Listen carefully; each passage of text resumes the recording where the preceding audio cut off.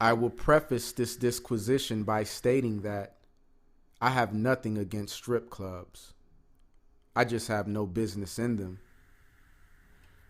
None of the girls pay me at the end of their day. I'm not the DJ, and I'm not going to twirl singles to see a girl dance naked and then leave like I didn't just pay to see a girl strip and dance naked only. In some instances, not fully naked and not even able to touch, let alone have sex with before leaving with less money in my pocket than before I entered. Obviously, I don't consider dancing in the nude a valuable service, especially if it doesn't accompany the fantasy it provocates. I am not on the board of the Strippers Arts and Talents Commission. I most certainly would not be there to judge the pole routines or donate proceeds to the $500 wet booty talk contest. If I end up in a stripper function, it was not my idea. I find spending money this way far from pragmatic. The so-called baller will take high risks, then dump substantial amounts without a twitch, as the perspiring, glittered, perfume-spreading street gypsy twerks her way from the social media page to the stage. I watch the rain of dollars falling around the featured butt shaker out of the trappreneur's hands and cringe imagining the dangers that came with the acquisition of the money stack phone. Interestingly, looking like it's straight from the bank teller. There seems to be confidence in the ability to regain this loss of cash to earn clout points with the other patrons. If you're willing to live life like someone who doesn't give a shit about prison time, I guess you don't mind tossing dough away because you're a generous lover of ass. Okay, you are the plug. It's hard to believe the nickel and dimer decided it would be a good idea to pour earnings away just to look like you get money like that, with barely enough to make bail out of a Monopoly square. I have went on record admitting to having paid for pussy. No shame when dealing with the fickle and mercurial nature of women. I pay you, you bend over. Fair exchange, no robbery. But there is no way in hell that I will pay to watch a female take off her clothes and dance in front of me because that service has no value to someone with a struggle budget and too conscious to enter into the street economy. In prison, there is no pussy.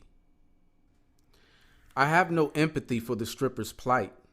They have now procured a spot in rap alongside the gay thug that cements the notion that the perpetuation and glorification of vices, in tandem with the counterculture carnival and parade, will end poverty with the allowability to thrive instead of merely surviving. The numbers are not a lie. It does not matter if you see it to be morally bankrupt. Better than working for a company that takes up most of the time of your existence. Now that is a crime as well. So it's easy not to give a shit. You might even be a government employee anyways. I just find it fascinating watching clips of all the money that I always thought was fake due to so much of it being wasted on naked girls dancing like every other girl in a nightclub arriving half-dressed wearing no panties. To be honest, I find this level of tricking careless, considering the possibility of operations getting shut down as a result of the block getting hot. When I see that money fall over the wigs, front laces, and traditional weaves, I could plead out, "Oh my God, no, stop my nigga, I need a loan." At least I could give you a return on your investment. Even if the dancer decides to prostitute after the club, if you add up the cash swung and thrown through the air so vibrantly, it would still be too much money for pussy. The scene is reminiscent of the covers of the old VHS porn boxes. Look, pussy feels good. I like pussy, and pussy only. But it starts to look less like MOB and more like MFB, money for bitches. Also, I'm quite certain that all monies paid prior to the proposition does not count towards the final shift. From that point on, all tips are designated as a suggested donation. Anything below that will usually signal her to walk away from the haggle. I watched Flashdance. What a feeling it gave me. But it didn't make me want a stripper. I actually watched Pretty Woman too. But I don't want to find love with the prostitute.